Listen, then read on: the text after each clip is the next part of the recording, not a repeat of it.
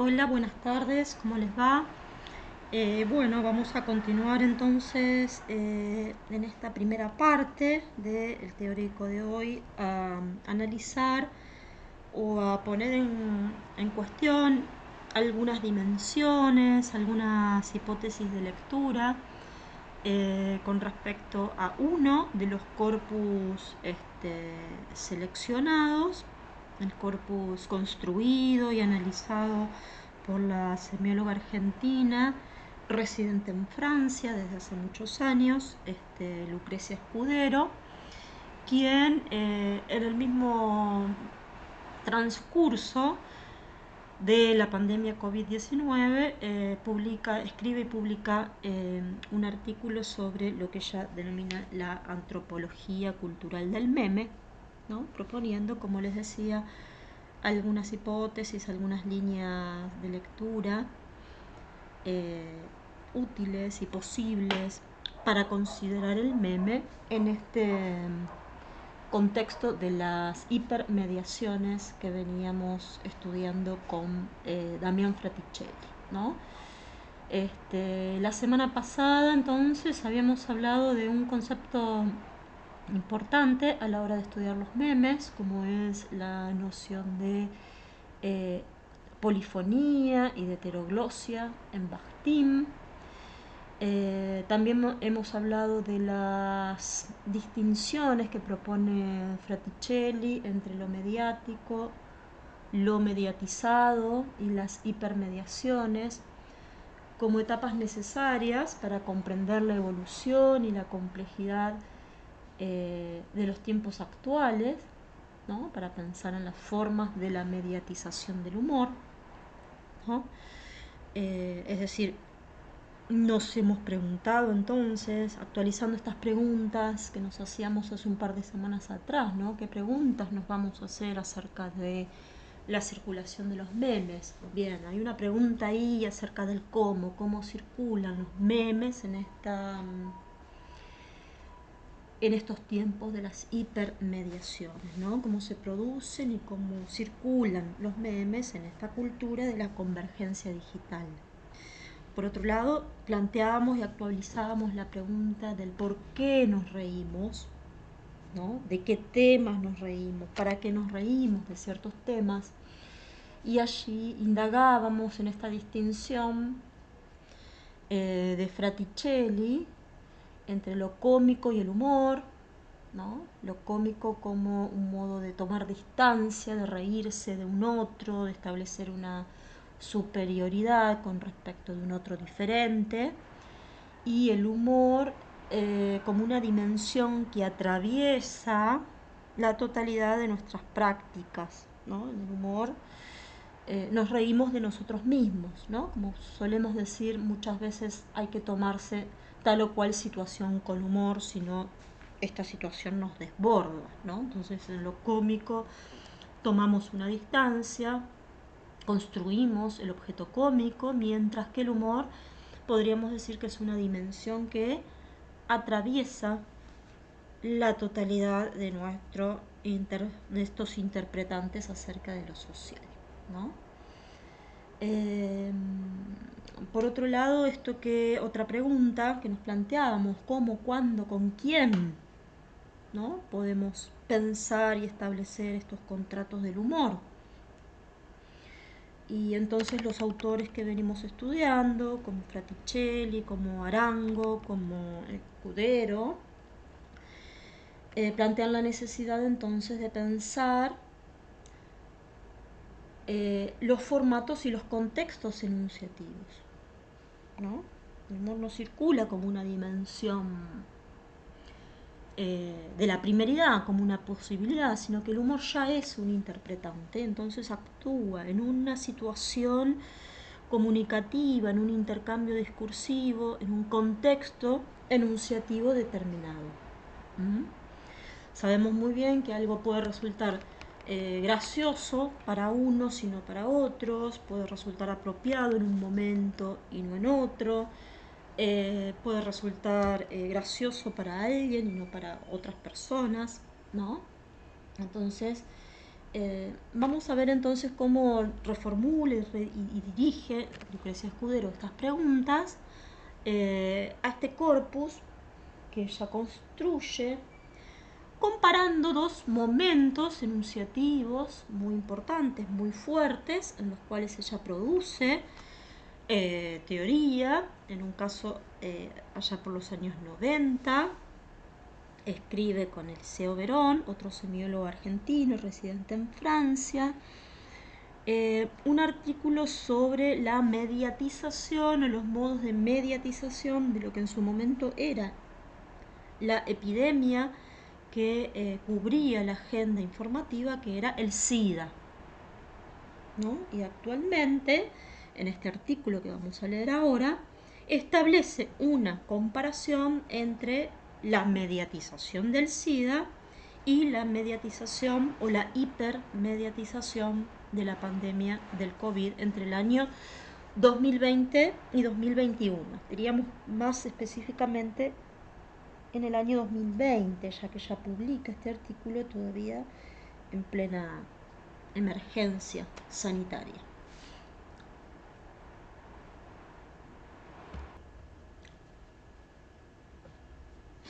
Bueno, muy bien. Decíamos entonces, hemos nombrado a este corpus memes en pandemia, el COVID-19 y la viralización del humor, porque nos interesaba y nos parece importante retomar para poder pensar en el funcionamiento del meme como género discursivo, en esta idea de la viralización. Y como plantea Fraticelli, en esta idea del virus, el meme como un virus, como algo que se disemina, como algo que se reproduce, ¿no? A partir de la vinculación, a partir de la toma de contacto con los usuarios, ¿no? Poder pensar en esta dimensión de lo participativo, ¿no? Es decir, de qué manera el meme o las hipermediaciones requieren, demandan precisamente esta actividad, esta interacción de los usuarios, y cómo esta interacción de los usuarios se traslada de alguna manera a este acontecer social, ¿no? Este acontecer social que se vuelve interactivo y participativo y que produce ciertas consecuencias, ¿no?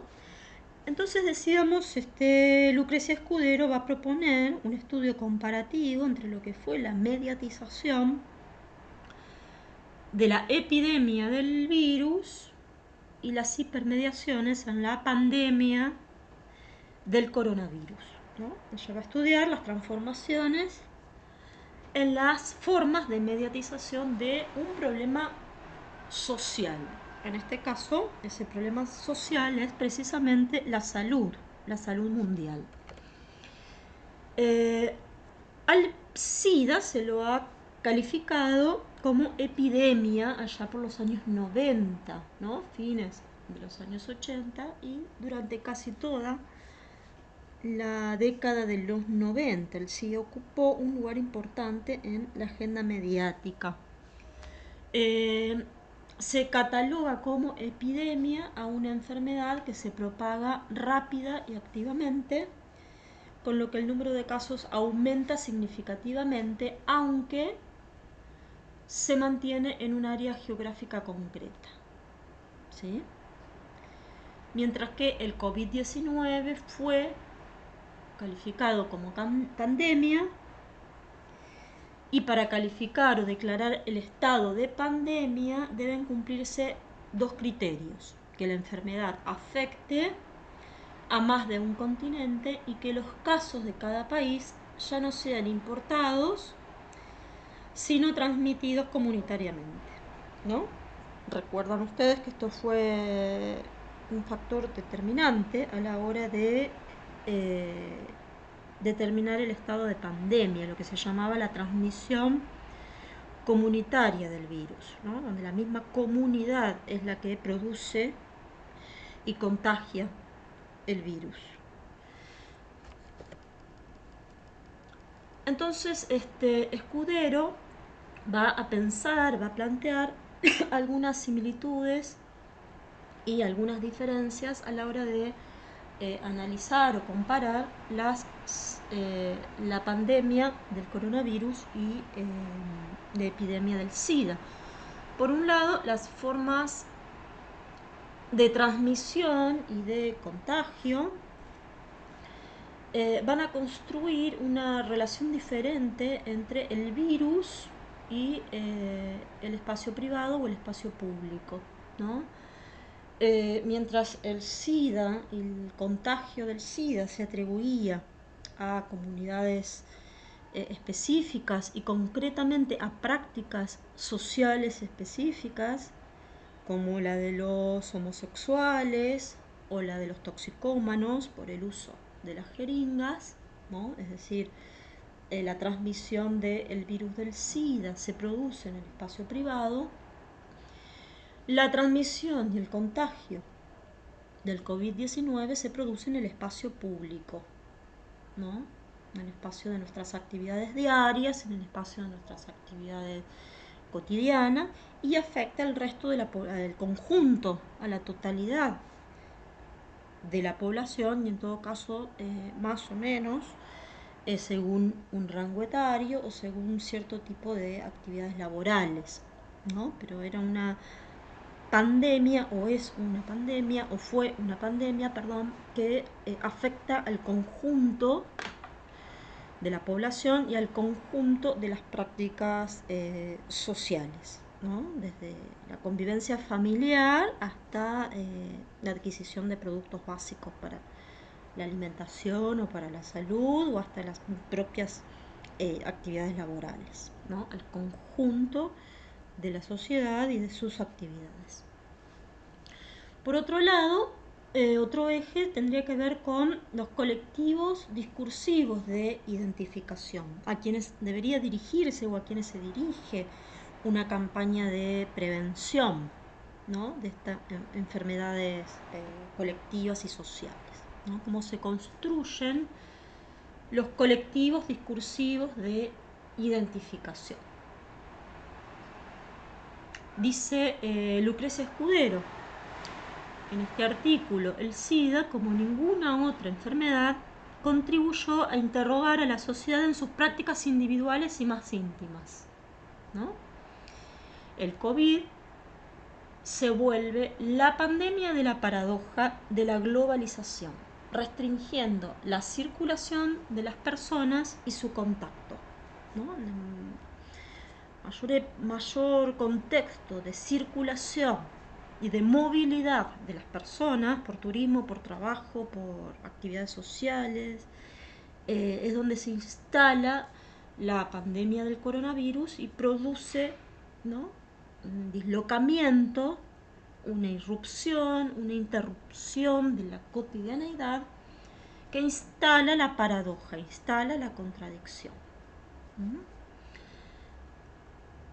Esto que tiene sus consecuencias en la vida social y en las prácticas de la vida social, también tiene un correlato en las prácticas de la comunicación, ¿no? Las hipermediaciones también, como ese contexto de mayor circulación y de mayor convergencia, encuentra un contraste en esta interrupción de las actividades humanas y de las actividades sociales por fuera de los contextos comunicativos.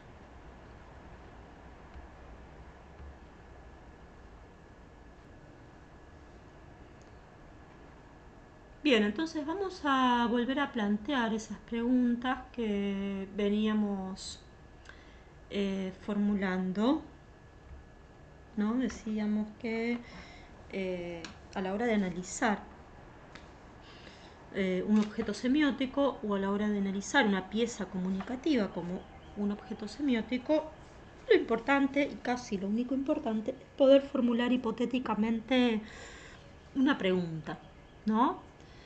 Entonces vamos a considerar algunos ejes que va desarrollando y proponiendo Lucrecia Escudero. Van a ver que no vamos a llegar al meme así en forma directa, o en forma aislada, sino que vamos a intentar hacer algunas aproximaciones, ¿no?, a ese contexto enunciativo, a ese contexto comunicativo y a ese contexto social en el cual el meme puede y debe ser interpretado, ¿no? Para eso es importante entonces estas preguntas que nos vamos a plantear con Lucrecia Escudero respecto, en primer lugar, de los colectivos de identificación, ¿no?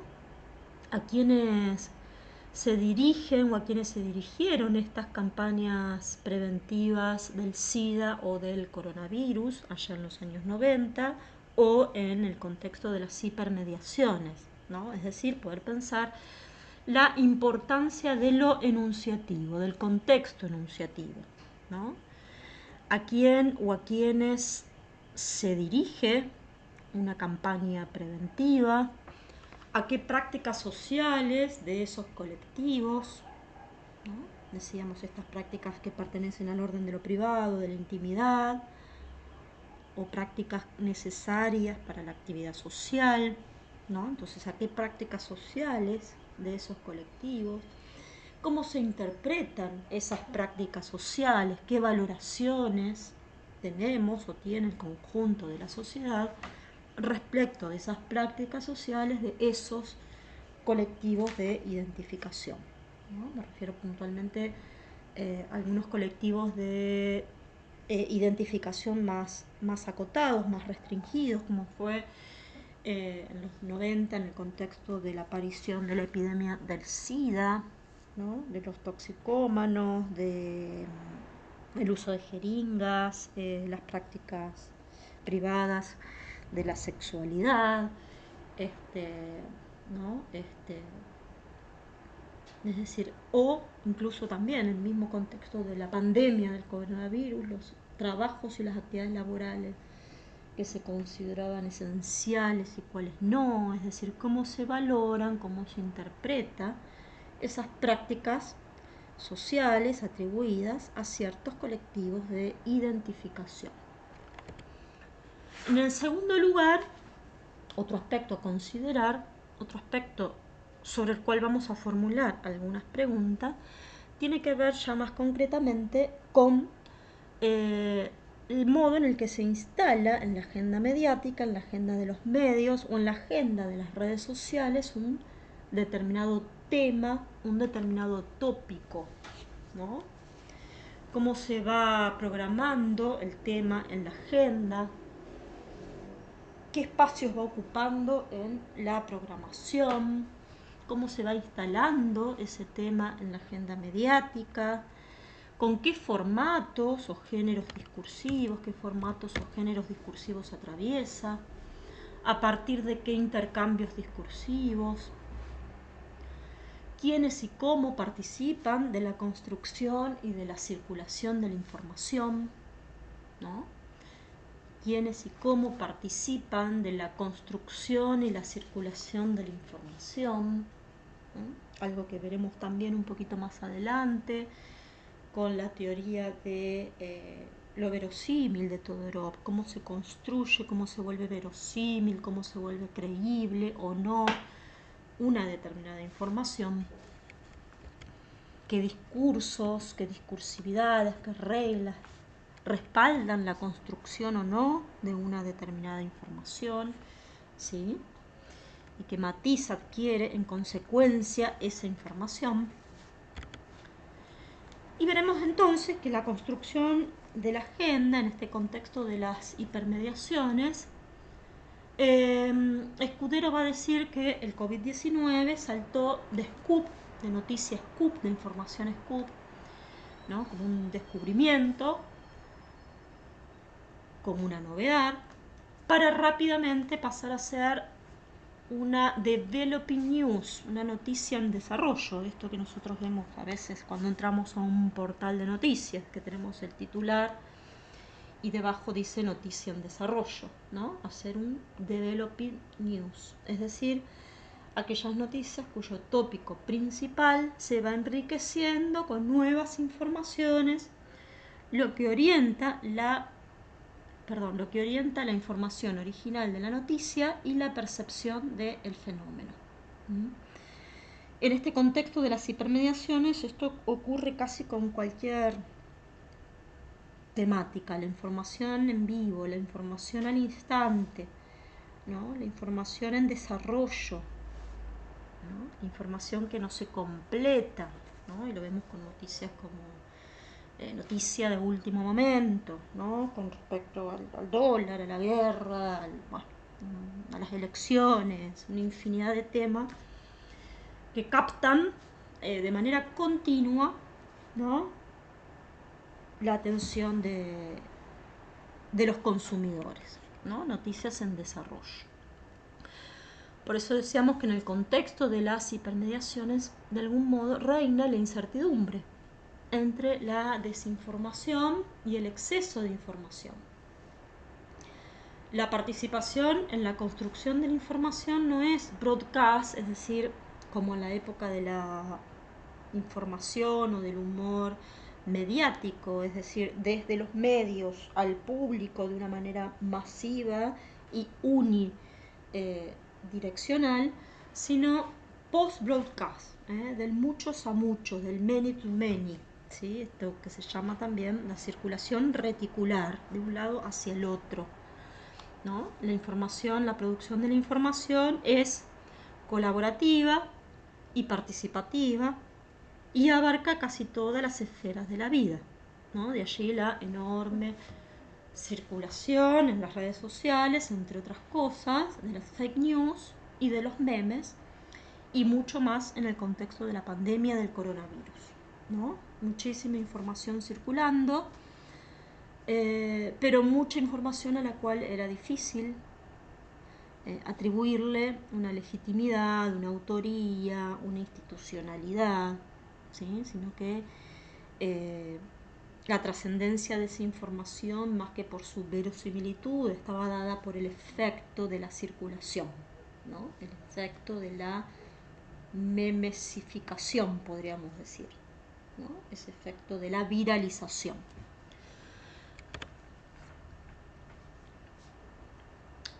Entonces podríamos pensar en algunas paradojas o contradicciones, ¿no? Interpretativas que va a plantear Lucrecia Escudero, ¿no? Otra vez, entre el SIDA como pandemia en los años 90 y el COVID como pandemia en los años 2000 en adelante, 2020 en adelante. Dice Escudero que si bien el origen, la circulación, el contagio del SIDA estaba vinculada a prácticas individuales, a prácticas íntimas, la respuesta frente al frente al SIDA fue colectiva. Se construye un colectivo de identificación, ¿no? Como es la comunidad, por ejemplo, homosexual, y que generan acciones colectivas, ¿sí? Generan acciones colectivas. Mientras que el COVID fue una pandemia a nivel global, a nivel mundial, que restringe la circulación social y por lo tanto la respuesta preventiva es individual, ¿no? El lema que dominó fue, por lo menos en una primera etapa, por lo menos en esta primera etapa en la cual Escudero escribe el artículo, fue la del confinamiento, el quédese en casa, ¿no? Entonces allí empiezan a dispararse algunas paradojas, algunas contradicciones propicias, ¿no? Para estos modos de circulación de la información, ¿no? Dice Escudero, la comunidad homosexual se cuidó colectivamente a partir de un cambio de práctica individual, ¿no? Formas preventivas, el uso del preservativo, la esterilización de las jeringas o el descarte de las jeringas, es decir, se incorporan prácticas individuales de prevención, pero que se difunden de manera colectiva a partir de una identificación y una exhibición una identificación de un colectivo.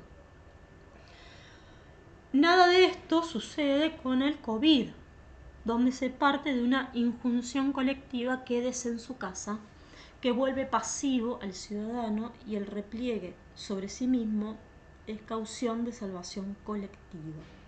El repliegue sobre sí mismo, el individualismo, se transforma en un medio de salvación colectiva. Insisto, en una primera etapa, ¿no?, de la pandemia, que fue la de la circulación masiva del virus y la ausencia de la vacuna todavía, ¿no?, de elementos que pudieran controlar la enfermedad, más que el aislamiento y el confinamiento.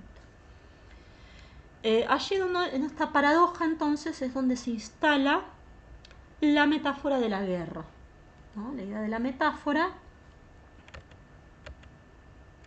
nosotros podríamos pensarla o estudiarla en términos lingüísticos, es decir, saussurianos, como un significante, la guerra, que se articula con un concepto, pero también en términos peircianos, la metáfora está funcionando como un interpretante, ¿no? Es decir, como el desarrollo de un argumento. A partir de esta traslación de sentidos que propone la metáfora, el meme actúa creando escenas, creando situaciones, generando comparaciones, evidenciando el contraste, evidenciando la paradoja, ¿no? De algún modo, la metáfora de la guerra, la figura de la metáfora y el confinamiento, trae reminiscencias, ¿no?, trae imágenes a un imaginario colectivo, por ejemplo, de cuando caían las bombas durante la Segunda Guerra Mundial y la población debía refugiarse en búnkeres o en subterráneos, ¿no? Es decir, dice Escudero, es la primera vez que varias generaciones comparten esta idea del confinamiento, trayendo a la memoria colectiva diferentes situaciones o diferentes escenas de confinamiento, y sin embargo aquí aparece la paradoja, aquí aparece la contradicción, ¿no? Quédese en casa, ¿sí?, para refugiarse, para cuidarse, para protegerse, ¿no?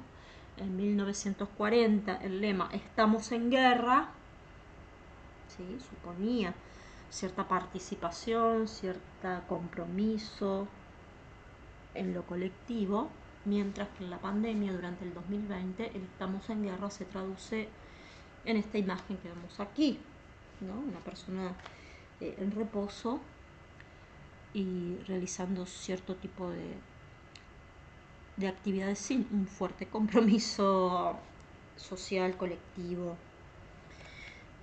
y demás, ¿no?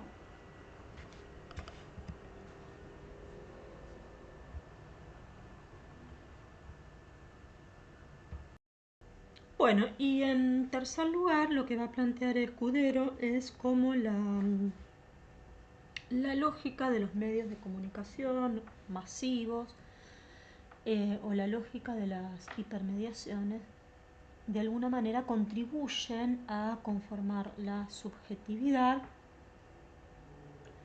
del público espectador o de los usuarios, y por lo tanto la percepción de la realidad que estos medios o hipermediatizaciones construyen. En este sentido, Lucrecia Escudero va a plantear, ¿no?, otra vez la importancia, la relevancia de la noción de género discursivo, que nosotros ya vimos con Bakhtin, como formas más o menos estables de producir enunciados, y se va a preguntar entonces por la vigencia y la actualidad de esta noción de género discursivo, teniendo en cuenta que en el caso de la mediatización del SIDA, el medio de comunicación dominante era la televisión, y en el caso de la comunicación del COVID, los medios de comunicación masivos conviven con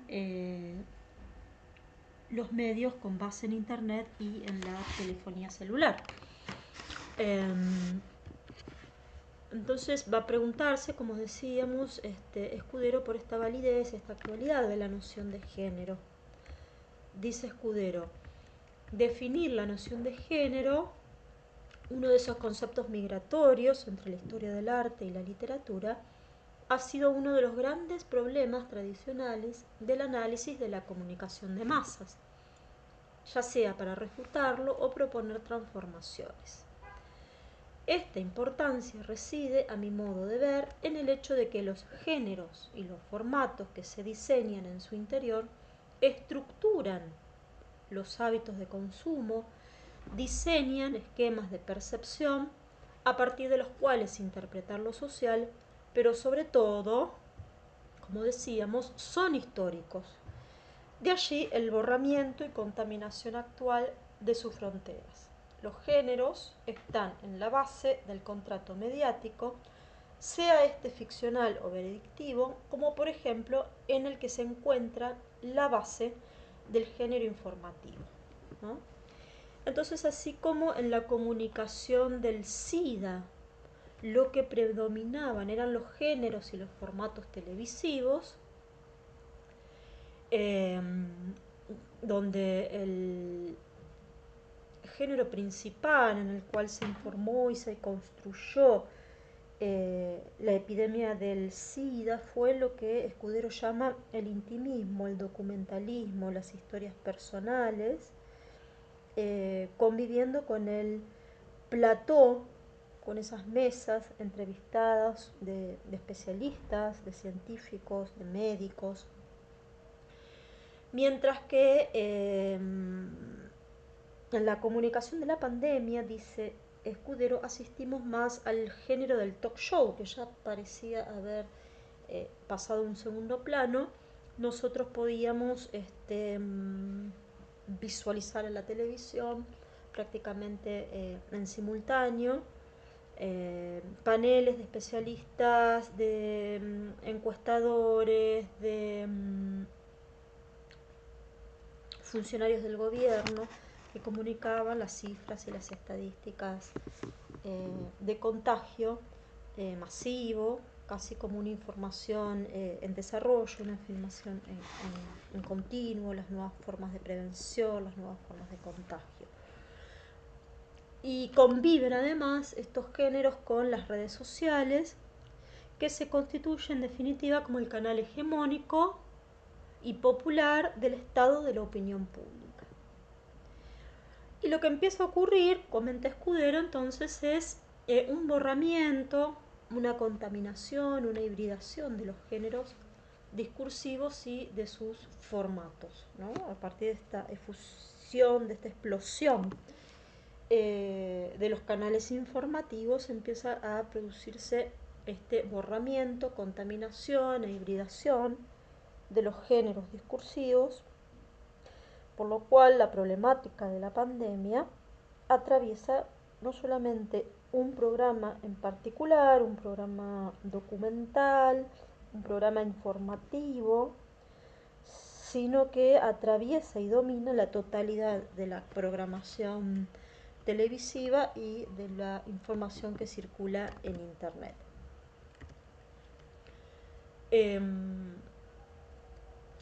Lo que surge entonces como respuesta frente a esta masificación de la información, esta circulación anónima, constante y permanente de informaciones respecto de la pandemia del COVID, lo que surge como respuesta social, o una de las respuestas sociales que emergen, plantea Escudero, es el humor, ¿no? La transgresión de la regla. Nadie se reía ni osaba reírse del SIDA, pero todos nos reímos con el COVID. ¿Por qué? ¿No? Nadie producía humor a partir del SIDA, del contagio del SIDA, pero sí de la situación engendrada a partir de la pandemia del COVID. Porque la situación trágica, y aquí yo aclaro, el confinamiento, no la muerte de los infectados, la situación trágica a la que se refiere Escudero es el confinamiento, representa la transformación humorística de la transgresión de la regla y su puesta en discusión ensordina mecanismo básico del humor. ¿Sí? Esta situación trágica del confinamiento plantea, es una transgresión de la regla a la cual respondemos socialmente a partir del humor. La transgresión de la regla es la transgresión al quédese en casa, ¿no? La consigna, la máxima preventiva era quédese en casa, ¿no? Entonces el humor funciona como el antídoto o un antídoto individual de circulación colectiva. El humor funciona como un antídoto individual de circulación colectiva. Entonces volvemos a las preguntas: ¿qué son y cómo funcionan los memes según Escudero?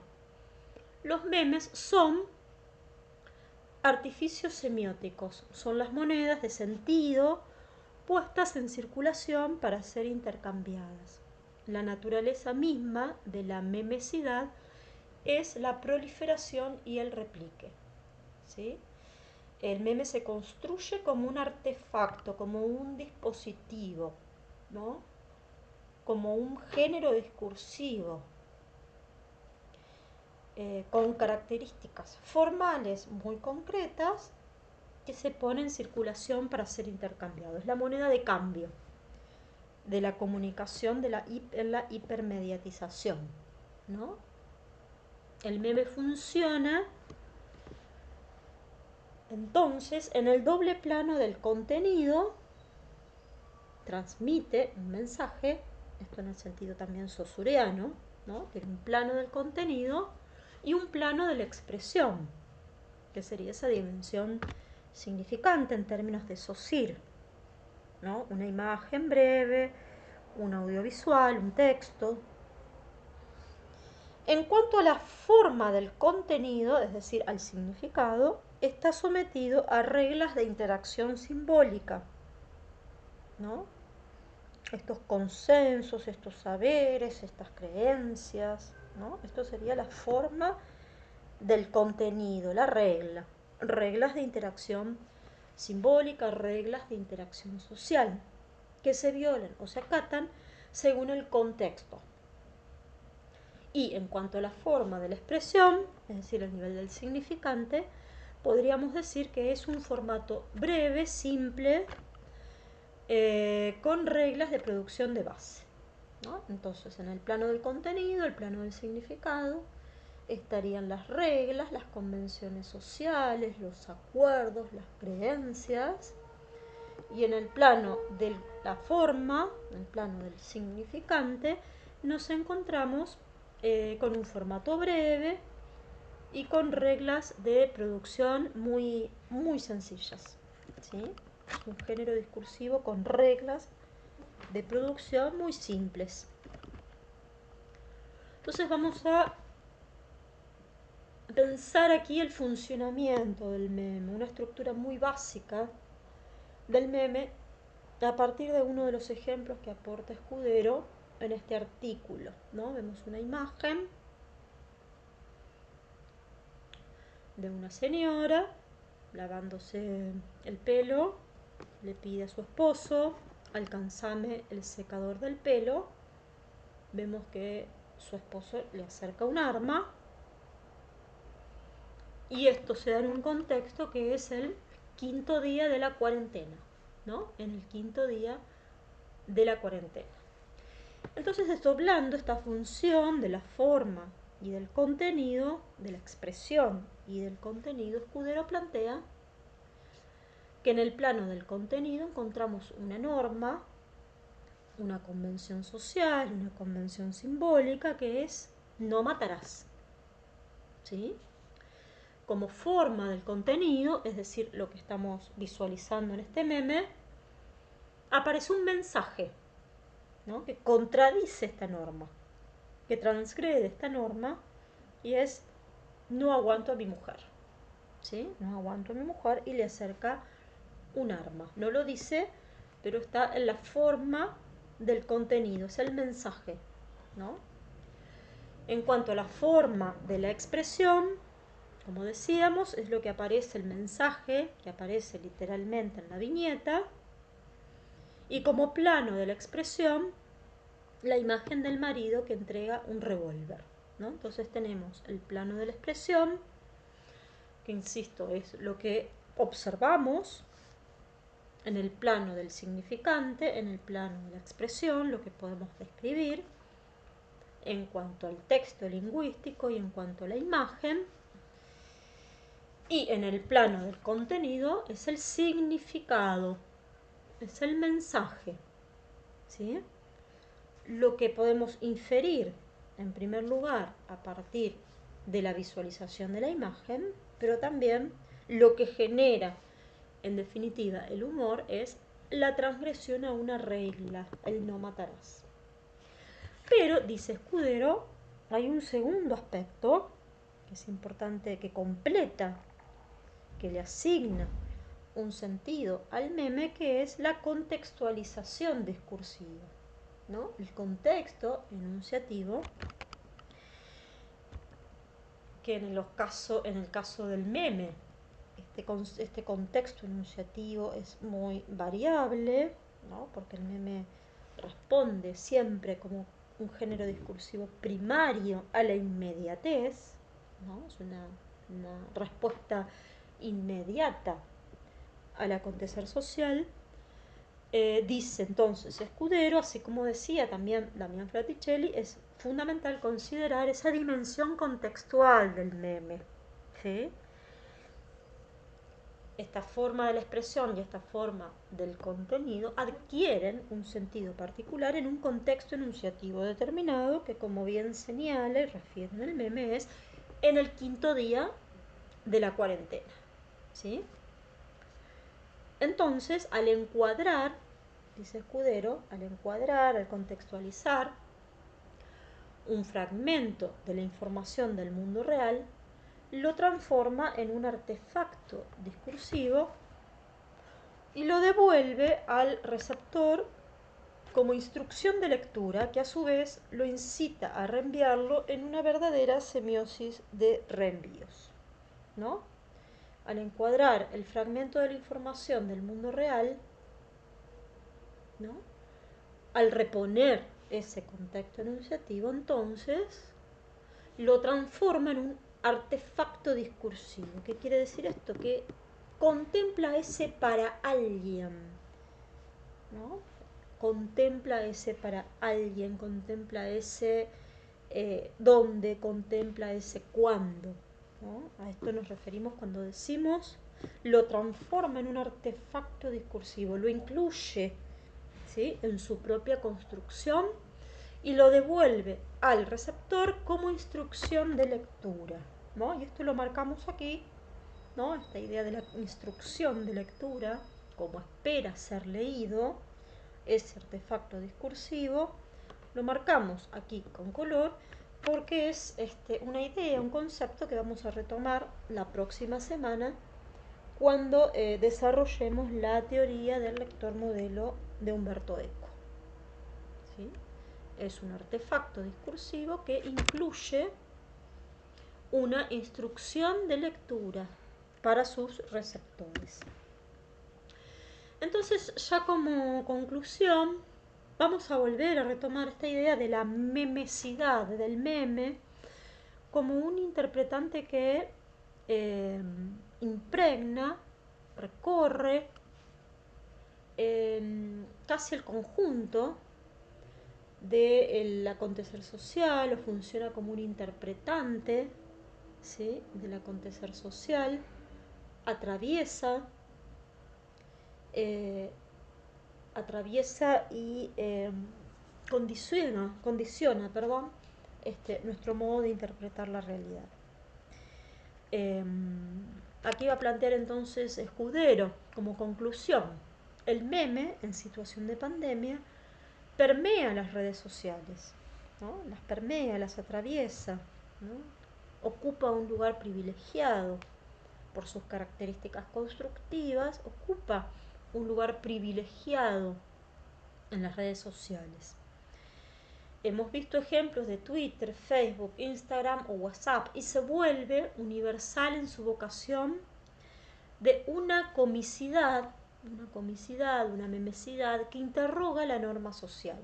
En ese caso, quédese en su casa, desplazándola hacia situaciones paradojales o claramente imposibles, y porque otorga visibilidad a los preconstruidos culturales más arraigados. El meme es en realidad el primer formato específico de producción de sentido discursivo propio de las redes sociales. Y este mecanismo de circulación de mensajes no existía durante la pandemia del SIDA. El mundo posible, ¿no? Aquello que hace posible la emergencia del meme como género discursivo, choca con el mundo real de la pandemia y el virtual de la comunicación sin contacto. Otra paradoja de este momento que pone a prueba tanto la teoría de la comunicación como la semiótica, ¿no? Esto que les decía, la teoría semiótica o las teorías de la comunicación tienen sentido en tanto que podemos formularnos nuevas preguntas, ¿no? Que incrementan el conocimiento a partir de el conocimiento de objetos nuevos. Lo que plantea entonces aquí Escudero, que es la paradoja, la transgresión de la regla, es la contradicción, lo que vuelve pertinente y efectivo al meme, por un lado, por este carácter constructivo, esta forma simple, ¿sí? En cuanto a la forma de la expresión, pero que actúa, que funciona como una respuesta social, colectiva, inmediata a estos aspectos contradictorios, paradójicos, conflictivos, tensionantes de la actualidad, de la construcción de la realidad social, ¿sí? En tanto que permiten de alguna manera exorcizar, podríamos decir, esa percepción de lo trágico, de lo disruptivo, de lo conflictivo. Entonces, en esta, como decíamos, en esta forma constructiva del meme, va a recorrer rápidamente Escudero algunos artificios constructivos, algunos procedimientos constructivos que se identifican en este corpus en particular, pero que también podemos identificar en otros corpus. Por un lado, vamos a ver en los memes una recontextualización, una intertextualidad con el arte clásico, las artes visuales, precisamente porque una de las características de las artes de vanguardias es esta idea de el collage, del bricolage, del montaje, de la intertextualidad para generar desplazamientos, para generar distopías. Entonces es frecuente que veamos imágenes del arte renacentista, del arte italiano, ¿sí? Que se recontextualizan a partir de textos que tienen que ver más con una situación de la actualidad, ¿no? Por otro lado, ciertas formas narrativas genéricas, ¿no? Como el complot, la teoría del complot, las teorías de la ciencia ficción, o géneros humorísticos o de comedia, una crítica a la clase media también, ya reconocidos, ¿sí? Que ya forman parte, como dice Escudero, de nuestros estereotipos, de nuestros conocimientos, de nuestros conocimientos de lo social y de lo cultural, esto que llama Escudero los preconstruidos culturales, ¿sí? Como puede ser, por ejemplo, el caso de la serie de Los Simpson o de la serie de Office, ¿no? O algunos personajes, ¿sí? Populares, políticos, artistas, ¿no? Que ya constituyen en sí mismo, contienen en sí mismo una carga narrativa, una carga semántica, una carga simbólica, ¿no? Entonces, recuperar ciertas formas narrativas genéricas, la alteración o exacerbación de la cotidianeidad que produjo la pandemia y de las máximas de la adecuación, lo que se llaman las máximas conversacionales, ¿no? Como la cantidad, la pertinencia, la adecuación, ¿no? Y por otro lado también, y en este punto también me interesa detenerme, la hibridación de los discursos, ¿no? Esto que veíamos hace un momento, de cómo las redes sociales y los nuevos formatos televisivos se basan en esta hibridación, en esta transformación de los géneros discursivos, que ya no son tan fragmentados o tan segmentados, sino que conviven en un mismo formato televisivo o conviven incluso en las redes sociales, ¿no? Entonces nos podíamos encontrar con memes donde aparecía hibridado el discurso, una hibridación entre el discurso científico y el discurso legal, o una hibridación entre el discurso científico y el discurso ecologista, ¿sí? Una hibridación y una contradicción también entre los discursos, ¿no? De alguna manera, esta gran circulación de información a la que accedemos por medio de Internet hace posible esta hibridación de los discursos.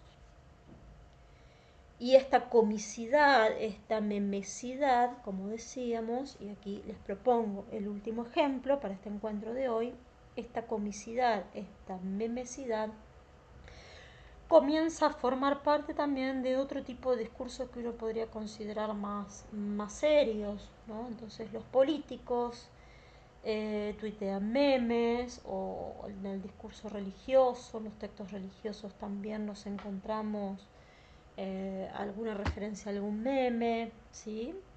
O como vemos aquí, un cartel colocado en las puertas del Colegio Nacional Buenos Aires, un colegio público, una escuela media de gran renombre, que pertenece a la Universidad Nacional de Buenos Aires. Un cartel que dice: se vende edificio en bloc, últimos días gratis, desalojo inmediato, Milei Propiedades, ¿no? Hay una hibridación de discursos, el discurso de la educación pública con el discurso del mercado, ¿sí? Que convergen en este cartel. No es un meme, es un cartel, pero que adopta, que incorpora estas estrategias compositivas del meme, ¿sí? Esto apareció el día 11 de octubre en la fachada del Colegio Nacional de Buenos Aires, en el contexto del arancelamiento de la educación pública que propone uno de los candidatos presidenciales, ¿no? Y allí aparece el nombre del candidato en el cartel como aquel que propicia la venta, ¿no? de este espacio, de este organismo público, ¿sí? Entonces vamos a terminar hoy por aquí. La semana que viene entonces vamos a estar desarrollando una lectura del segundo corpus de análisis. Los argentinos venimos de los barcos, a partir de una frase pronunciada por el presidente Alberto Fernández, y a partir de ese corpus vamos a desarrollar dos de las teorías que nos quedan, que son la noción de lo verosímil y la teoría del lector modelo de Humberto Eco. Aquí encuentro como última nota, y esto sí les prometo que va a ser última nota, lo encuentro aquí entre mis anotaciones. esto que mencionábamos como hibridación, ¿no? de los, de los discursos, esta hibridación, este choque, ¿no? Esta puesta en diálogo de los discursos, decíamos por un lado el discurso de la educación pública, por otro lado el discurso del mercado, eh, permite dar cuenta de alguna manera del humor como una práctica reflexiva, ¿no? Como una crítica de lo social, un espacio para hacer visible esta contradicción de los discursos, un espacio para volver visible esta crítica de lo social, que da cuenta de estas marcas de la hibridación, ¿no? Esto da cuenta de alguna manera de esto que veíamos con Bakhtin, ¿no? Acerca del carácter heteroglósico del lenguaje, ¿no? No hay una única forma, ¿sí? de hablar, sino que somos hablados en cada caso por una infinidad de lenguas, de voces, ¿no? Y que el humor, en este caso el meme, se ocupa de volver o de hacer visible estas polifonías, de hacer visibles estas heteroglosias, de hacer visibles estas contradicciones, ¿no? que coexisten en esta construcción de lo social, ¿sí? Me había olvidado de mencionar esta nota que nos permite vincular, ¿no? este aspecto de la hibridación de los géneros discursivos y esta hibridación de los discursos como una tendencia de la comunicación a un mayor grado o a un grado creciente de complejidad. Ahora sí, terminamos por hoy y muchas gracias por la escucha y nos encontramos la próxima semana.